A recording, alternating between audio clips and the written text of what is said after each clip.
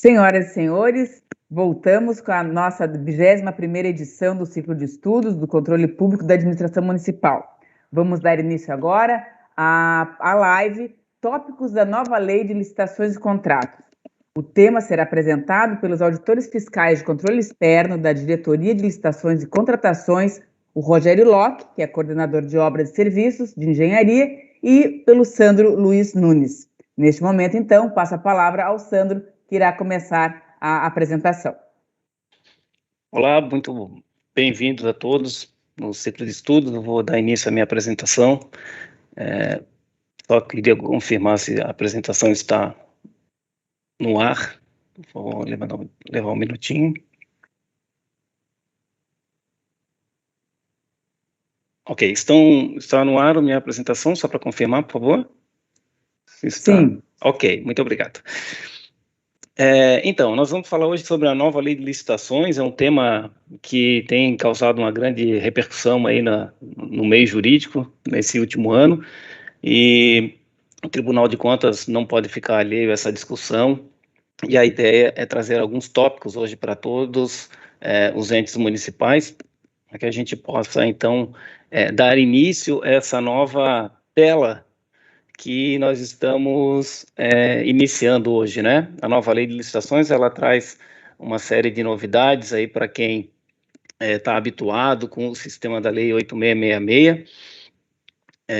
Nós temos muita coisa para conversar ao longo do tempo, não será hoje essa nossa apresentação aqui de aproximadamente 25 a 30 minutos que a gente vai esclarecer todas as dúvidas dos nossos jurisdicionados, né?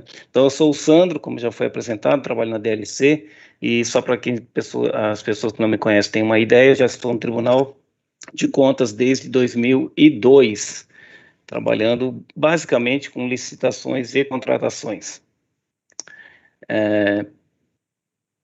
Não, gente, eu tenho um probleminha aqui que a minha apresentação não é esta que foi ao ar. Mas também não tem problema, podemos tratar dessa e a gente vai tocando a ideia. A ideia aqui da lei de licitações, a nova, a gente fala que é uma lei de licitações, mas na realidade ela não se resume a apenas uma lei de licitações. Ela é uma lei de licitações um pouquinho mais ampliada do que a gente está acostumado a tratar, principalmente com as mudanças que o direito administrativo tem proporcionado nas últimas décadas, né? O direito administrativo tem evoluído bastante, e as leis de licitações também traz muito dessa evolução na realidade do direito administrativo. Ela é uma lei que representa uma grande mudança de comportamento por parte dos gestores. Na realidade, a lei de licitações atual, vou chamar atual, a 8666, em comparação com a nossa nova lei, que é a 14.133. Então, quando eu falar atual lei, a lei geral vai ser a lei 8666 e a atual lei vai ser a nova, para a gente poder ter essa distinção. Então, a lei 14.133, ela trata de governança em licitações, ela traz uma ideia toda que está na moda hoje, essa expressão, que é importada aí do direito inglês, do direito americano, tal, que é o compliance. Então, ela tem toda uma abordagem um pouquinho mais diferente do que a gente estava acostumado a tratar com a lei de licitações, a 8666, e vai gerar uma mudança de comportamento significativo, tá? Nós temos que nos adaptar e estar aberto a esse tipo de mudança de cultura, na realidade, da administração pública. É a ideia da governança, a ideia de monitorar, de direcionar, com a participação não somente daquele servidor que está na ponta, mas sim com a participação de toda a estrutura da administração pública, da alta administração, né, do prefeito, do secretário. Eles têm que estar bem atentos e participando de todos os procedimentos, as fases do processo licitatório como um todo. Uma grande questão que a nova lei de licitações traz é a questão de planejamento das licitações que devem ser feitas anualmente. Então, isso vai trazer uma grande mudança em termos de postura, em termos de gestão. A Renata nos trouxe dados aí muito importantes dados muito importantes com relação à má gestão. Ok, Daniel, só para um retorno aqui para o Daniel. Então, ela trouxe essa ideia de que a má gestão causa um prejuízo muito maior do que a corrupção, né? Ela trouxe dados que é de 3,9% do prejuízo causado à administração decorre da má gestão. Eu já tenho dados com relação à corrupção. A corrupção, ela tem nos trazido aí prejuízos em âmbito mundial na ordem de 3 trilhões de dólares, segundo estudos da ONU, e que representa aí a mais ou menos 5% do PIB mundial. E no Brasil nós temos uma ideia de uma pesquisa até trazida pela Fernanda Marinella nessa obra sobre lei de anticorrupção. Ela traz a ideia de que no Brasil aproximadamente 2,3% do PIB é gastos com corrupção. Isso aí daria para construir o equivalente, só para a gente dar um dado, equivalente aos 4 anos de investimento do PAC, no ano de 2007 a 2010. Então, o que se gasta com corrupção num ano é equivalente a esse volume de recursos aí. Então, nós temos que, antes de falar sobre o que mudou da lei de licitações, agora sim a minha apresentação foi atualizada, e peço desculpas por isso, nós temos que saber o que mudou, mas também por que mudou, né? Nós temos aí toda essa situação que a lei de licitações antiga, ela foi muito criticada pela doutrina, ela é muito criticada pelos gestores, e a maior crítica que se tem é quando se fala em apagão de canetas. Eu já digo hoje em dia que não é nem mais apagão de canetas, já digo que é o clarão das canetas, porque eu tenho visto licitações em que o gestor sequer assina os atos decisórios. Não sei se é intencional ou não, se na realidade a ideia depois é alegar uma possível não ciência do que foi praticado, mas tem aparecido até casos nesse sentido, né? Ok, deixa eu só atualizar. Deu um probleminha na minha apresentação, mas vamos tentar resolver. Então, nós temos essa situação toda que gerou... Ok, Daniel. Gerou esse problema na administração pública. Então, a lei de licitações, a 8666, ela tem um problema sério com relação a formalismo, coisas que não precisavam ser tão exigidas, mas levam a restrições de contas, levam a aplicação de multas a gestores, enfim. Então, a nova lei de licitações, ele tenta corrigir um pouco dessa questão, ela tem uma mabiabilidade um pouquinho maior, desculpa, com relação a esse apego exagerado ao formalismo. Ela também visa a dar uma resposta àqueles escândalos de corrupção que diariamente a gente vê na mídia, né? Nós temos aí um marco na administração, na história brasileira, é a Lava Jato, mas também nós tivemos vários outros escândalos, máfias de ambulância, máfia de próteses, e agora, durante o período da pandemia, também nós tivemos a questão dos respiradores pelo país afora. Então temos uma série de problemas que devem ser corrigidos. E a Renata já trouxe uma ideia que é um dos motivos de críticas à lei, que é um planejamento ainda bem deficiente em alguns aspectos por parte dos gestores. Pode passar, Daniel, por favor.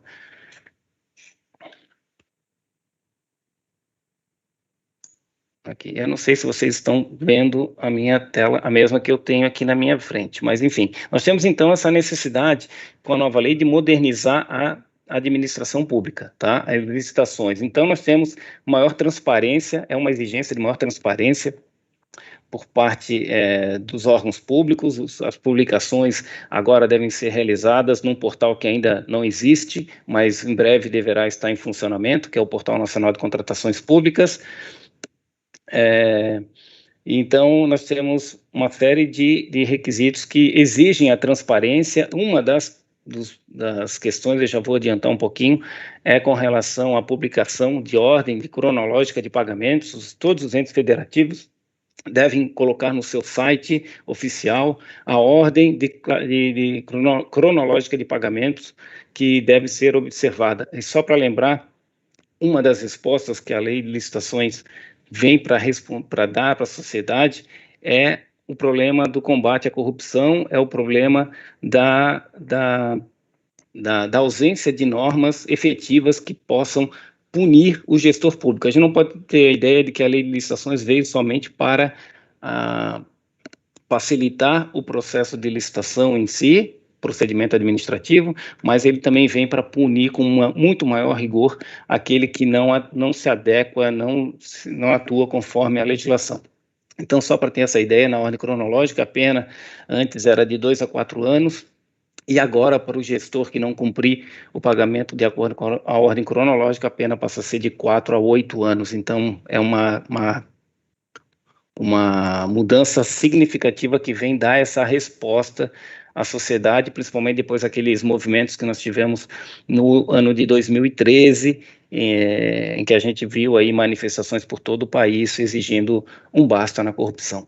Então, a legislação nova de licitações exige essa transparência, né, com relação às licitações, com relação aos editais em si, aos contratos, às ordens de pagamento, que deve ser observada, ressalvadas algumas exceções que a própria lei traz. Então, nós temos a criação do Portal Nacional de Contratações Públicas, que está a cargo aí da União. Hoje em dia nós temos o Comprasnet, que é utilizado pela União, mas a ideia é estender essa ideia do Comprasnet para todos os entes federativos, ok? Então, tem alguém querendo assumir o controle. Enfim, licitações eletrônicas passarão a ser a regra e faz parte desse movimento de transparência das licitações públicas. Ok. Então, aqui eu gostaria só de chamar a atenção de um aspecto: municípios que possuem até 20 mil habitantes, isso aí é a maioria dos municípios catarinenses, segundo o levantamento que eu tinha feito na época que saiu a lei, dava em torno de 220 e poucos municípios catarinenses que se enquadrariam nessa regra, que é uma exceção que a lei deu. A lei trouxe um prazo de 6 anos para que os municípios com essa capacidade de habitantes, até 20 mil, possam se adequar à licitação eletrônica. Mas, assim, eu acho que os municípios terão que verificar o seguinte: a própria União, no Portal Nacional de Compras, ela trará a ferramenta para a utilização das licitações eletrônicas. Então, basta se cadastrar na União, né? Hoje em dia é a portaria que regulamenta isso, a portaria 355, se não me falha a memória, onde os municípios podem se cadastrar para poder utilizar essas ferramentas. Então, talvez altere alguma coisa no futuro, aí, em breve, quando for lançado o portal, mas era bom ficar atentos que é possível, mesmo municípios pequenos, participarem das licitações eletrônicas.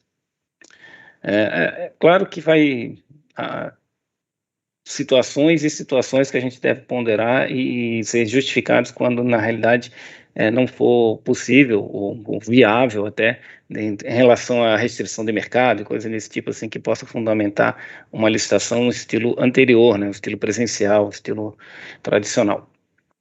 É legal também que os municípios eles podem instituir centrais de compras para, né, um determinado órgão faz a licitação e a contratação para vários órgãos da administração municipal. Isso vai ser interessante, e municípios com capacidade menor de 10 mil habitantes também podem formar consórcios para essa finalidade, que é bem interessante. A participação popular na nova lei também foi bem incentivada. Uma das possibilidades é o procedimento de manifestação de interesse. O Rogério deve abordar um pouquinho mais adiante. Uma nova modalidade de licitação que foi criada, que é o diálogo competitivo, também traz um pouco disso, e foi mantida as tradicionais formas de participação popular através de consulta pública, audiência, né, consulta popular, audiências públicas e tal, que já vem no direito administrativo brasileiro já pelo menos desde o Código de Contabilidade Pública de 1922, que já tem essa previsão. Se eu não me engano, até na lei de 29 de agosto de 1828, que é uma lei de Dom Pedro I, já tinha a participação popular prevista como um requisito para as licitações, e naquela época era para licitações de obras. Então, foi mantida essa tradição no direito, e a tendência é sempre incentivar mais a participação da população, da sociedade em geral, nas contratações públicas. A nova lei também, ela tem essa questão de melhorar um pouquinho a confiança do mercado, né? É recorrente, os gestores, os empresários reclamarem que prestam serviço e não recebem, ou que são vítimas aí de extorsões, em alguns casos, para que possam receber seus pagamentos. Então, a garantia ali da ordem cronológica publicada no site dos entes é uma forma de mitigar um pouco esse risco. Também nós temos agora a previsão de extinção do direito do contrato por iniciativa aí do próprio contratado, quando ele não recebeu o pagamento pelo prazo de 2 meses, tem mantida a ideia das representações aos tribunais de contas. Então, o problema que eu vejo aqui maior é que ainda nós estamos na dependência de precatórios, e que às vezes isso pode causar problemas ou dificuldades maiores para o recebimento. Mas existe uma série de outras medidas que mitigam um pouco esse risco do calote realizado pelos entes públicos. É interessante essa questão da legislação. Então, nós temos essa questão também o planejamento anual, que já mencionei anteriormente, deve ser publicado no site oficial do ente municipal. O próprio ente tem que tratar dessas questões de compliance, que será abordado no período da tarde pela Marina e o Luiz Alexandre. Vamos falar um pouquinho sobre esse assunto também. É interessante que os municípios fiquem atentos. Nós temos aqui uma grande mudança com relação aos que participarão do processo licitatório, que são os agentes de contratação, que antes, no procedimento tradicional da licitação, é feita por uma comissão permanente de licitação, e isso ficará restrito apenas às contratações por concorrência, e em determinadas circunstâncias também, porque a concorrência agora pode ser executada por apenas um servidor, exemplo do que ocorre no pregão, né? O pregão continua com a figura do pregoeiro, não mudou. O pregoeiro, ele é o agente de contratação no pregão, é uma questão apenas formal para manter já o sistema tradicional que a gente tem visto no pregão com relação à figura daquele que é responsável pela sua execução. Como eu já falei e antecipei, punição aos desvios de conduta são muito mais acentuados na nova lei, seja para o gestor público, seja para a empresa. Só lembrando que a empresa, ela, além da punição prevista na lei nova de licitações, ela tem ainda a previsão da lei anticorrupção, que é a lei 12.846, 2013, também traz punições bem severas. Então, a administração pública hoje não quer mais aqueles aventureiros que vêm apenas para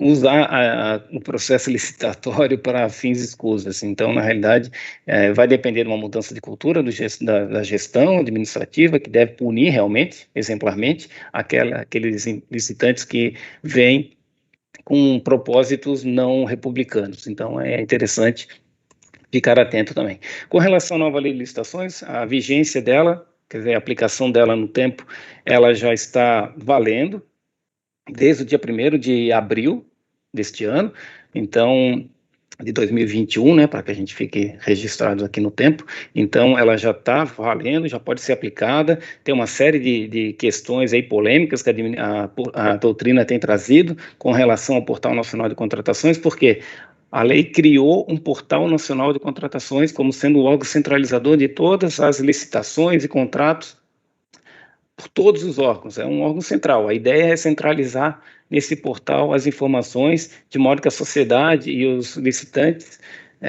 possam ter um canal único para saber do que está acontecendo em termos de licitação, isso é muito interessante. Tem uns probleminhas que poderão ocorrer inicialmente, mas na realidade a ideia é muito boa e deve ser aplaudida essa iniciativa. O artigo 174, eu anotei ali para que depois a gente possa pesquisar, cria esse portal, só que esse portal não cria do dia para a noite, não se criou esse portal no dia 1º de abril, porque ele depende de recursos de tecnologia, ele depende de toda uma estruturação física e organizacional para que possa funcionar. Então, ainda estamos aguardando essas providências.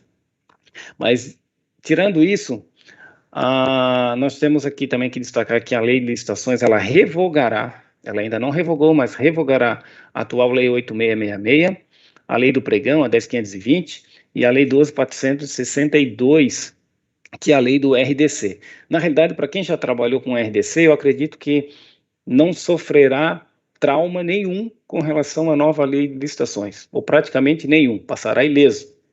Porque a ideia foi trazer muito do RDC, que é o regime diferenciado de contratações, para as licitações comuns, as licitações realizadas de modo tradicional pelas administrações. Então, se pegou a ideia do RDC e trouxe para dentro da Lei Nova Geral de Licitações, e também o pregão também foi preservado na sua concepção geral de procedimento em que primeiro você analisa propostas para depois você analisar documentação de habilitação apenas aquele licitante vencedor. Então, eu até, olhando agora o desenho, eu me lembrei quem gosta de cinema gosta talvez já conheça o filme De Volta para o Futuro, que dali me lembrou muito do capacitor de fluxo, e que é representado nessa máquina do tempo. Então, o que eu sugeria, se eu pudesse voltar no tempo para o legislador que criou essa lei, que desse um prazo para que ela fosse aplicada? Porque a partir do momento em que ela disse que entra em vigência no dia da sua publicação, que ocorreu no dia 1º, ela teria que estar redonda para poder funcionar, e ela não está redonda, ela ainda está cheia de arestas, cheia de necessidades, assim, as mais diversas, para que ela possa ser colocada em prática. Para você ter uma ideia, levantamentos apontados pela doutrina destacam que mais de 50 itens precisam ser objeto de regulamentação nessa lei. Ou seja, se a gente acha que é uma lei que veio extensa demais, porque ela veio com 194 artigos, comparado aos 126 que é atual da lei 8666, então é uma lei muito mais extensa, muito mais prolixa, muito mais detalhista, e por um lado é bom porque confere maior segurança para o servidor público que vai trabalhar, ele tem maiores condições de saber exatamente o que vai fazer, não fica dependendo aí de opinião de órgão de controle, opinião de doutrina. Claro que tudo isso ajuda, tudo isso vai ser muito bem-vindo, principalmente nesse primeiro momento. Mas a lei traz essa facilitação, assim, no sentido de deixar um pouco mais claro, um pouco mais, mas não resolver todos os problemas, e tem dispositivos que me parecem bem complicados de se interpretar nesse primeiro momento, até porque nós estamos ainda construindo uma doutrina, e decisões que ainda nem existem pelos órgãos de controle, né? Tivemos uma agora, recente, na sexta-feira, pelo STJ, que utilizou já a lei de licitações, a nova, para modular os efeitos de uma declaração de nulidade aí de um contrato administrativo. Então, é interessante essa questão também a ser abordada no futuro. Talvez em outras apresentações a gente tenha a oportunidade de falar um pouquinho sobre isso, um pouquinho mais. Mas se eu pudesse voltar no tempo com a minha máquina, eu diria para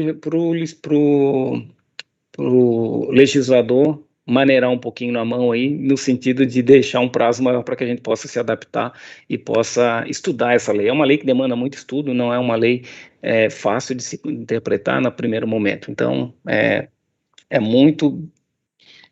seria muito prudente, né? Então, nós temos aí, durante esse período que a lei estabeleceu de 2 anos, a convivência harmônica, esperamos, bem harmônica, porém separadas, cada um caminhando por vias distintas. Nós temos o regime da lei 8666, a lei do pregão e o RDC. Todos esses hoje hoje é dia 15 de junho de 2021, eles estão vigentes e continuarão até o dia 1º de abril de 2023. Então, você, do ente municipal que quer continuar usando a 8666, ok, pode usar sem problema nenhum. Quer continuar fazendo pregão com base na Lei 10.520? Ok, não tem problema nenhum. O que não pode acontecer, e a lei expressamente veda, é que você comece a combinar os regimes. Aí vai dar problema. Vai dar problema porque, na minha leitura da nova lei, eu já vejo assim, a gente pode até entender que o pregão e a concorrência permaneceram. Só que sempre procedimentos internos completamente diferentes do que é o atual, que é o da 10.520, que é o da lei do RDC, a 12.462. Então, não adianta a gente começar a fazer a licitação com base na lei do pregão atual e depois tentar contratar com base na lei nova, porque tem alterações, inclusive, nos contratos, tem alterações com relação a sancionamento, forma de sancionar, procedimentos administrativos e sancionatórios são diferentes, então não tem como você misturar as coisas, ou você tem que decidir no edital. Lá na hora de lançar o edital tem que estar escrito, essa licitação reger-se-á pela 8666, ponto. Do início ao fim.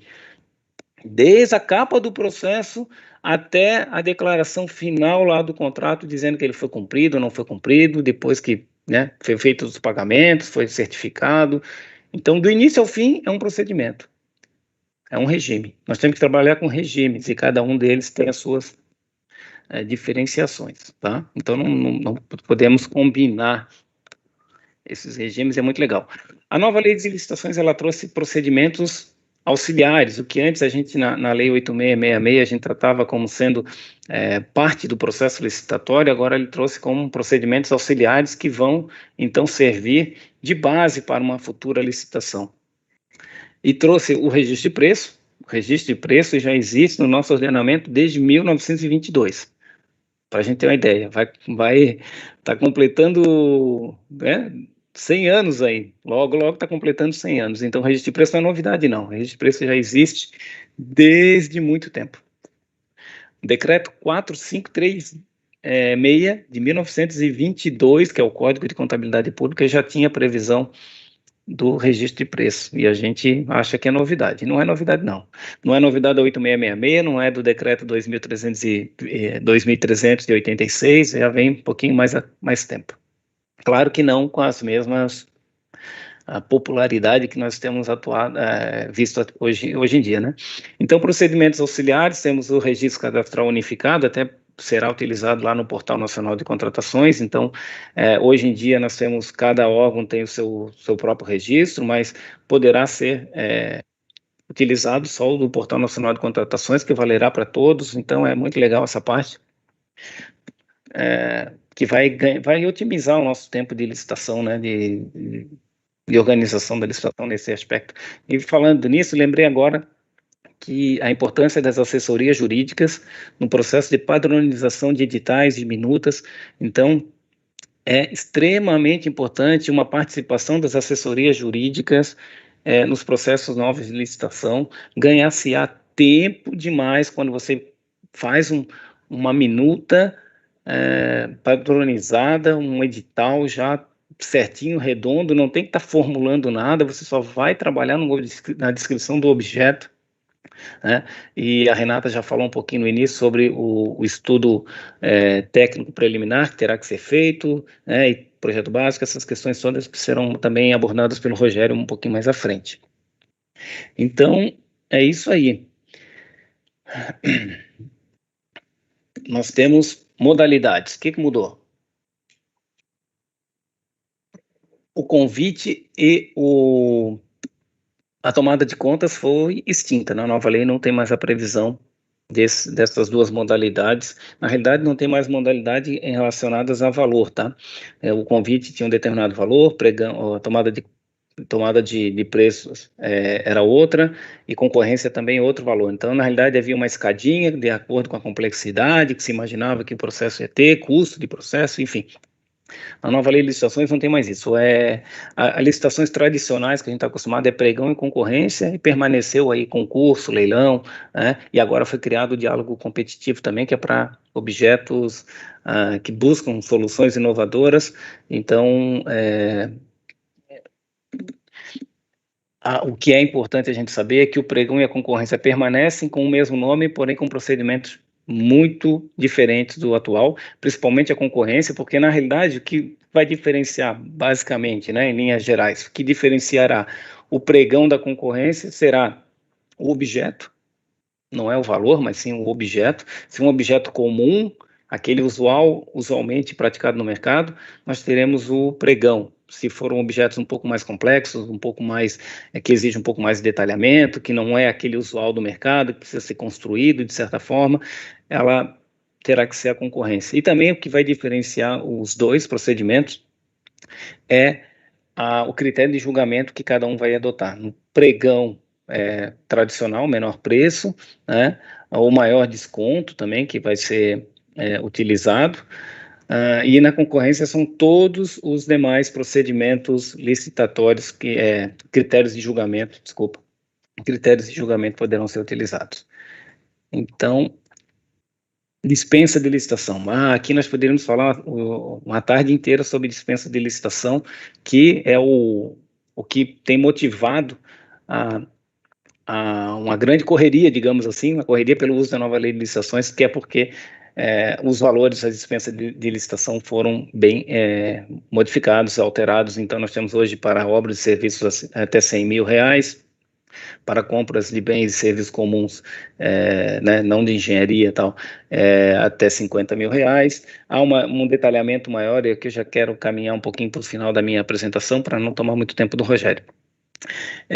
Manutenção de veículos também foi previsto. Nós temos aí uma diferenciação em relação até a cômputo geral de despesas no ano. Agora está muito claro na lei, que é aquela questão que ficava na dúvida se o órgão de controle tinha razão ou não, se o valor total da dispensa era para ser calculado de todas as dispensas realizadas no ano. Agora não há mais dúvida, a lei diz que né? Então, trouxe para dentro da lei aquela jurisprudência já dos órgãos de controle, TCU, Tribunal de Contas, enfim, do Estado.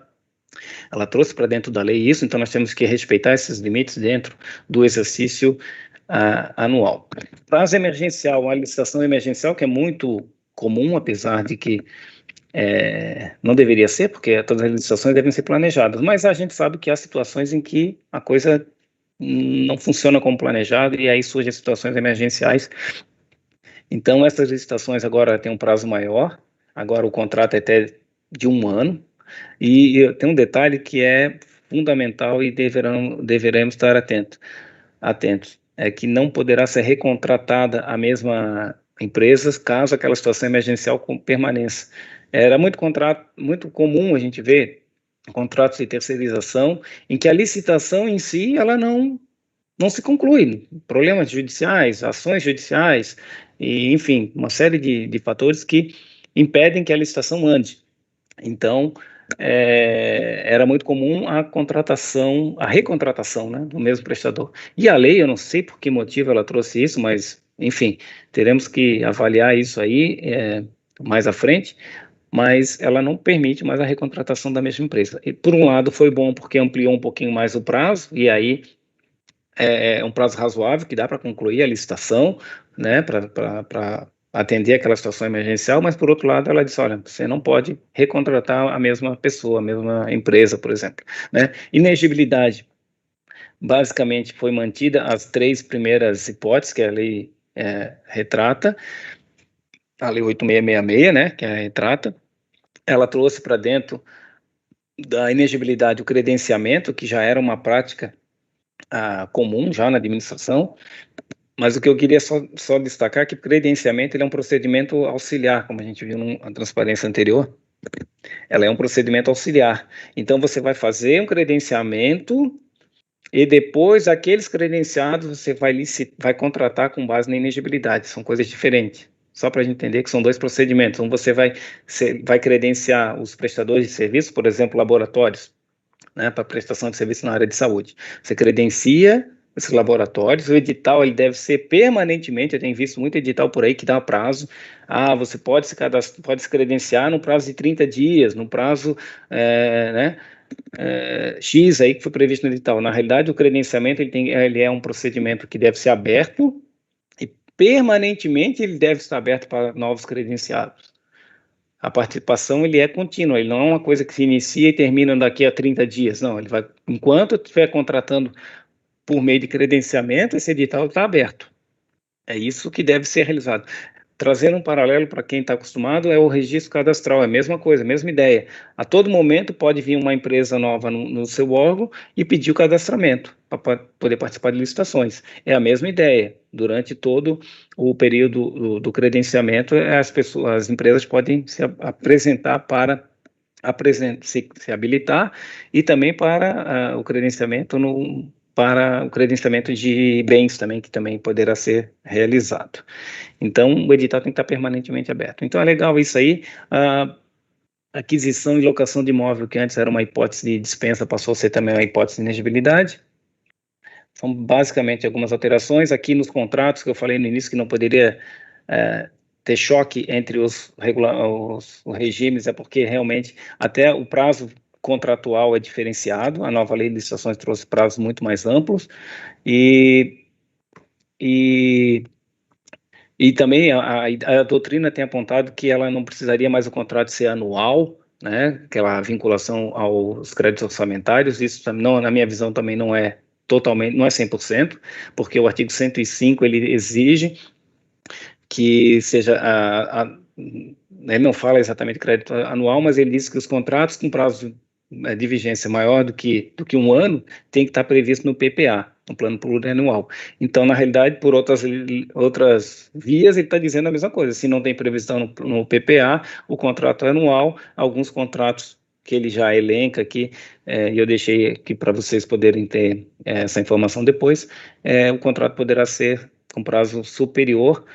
E, enfim, é uma série de situações, gente. Vocês perdoem a correria, porque na realidade 25 minutos, 30 minutos para falar sobre a nova lei é muito difícil.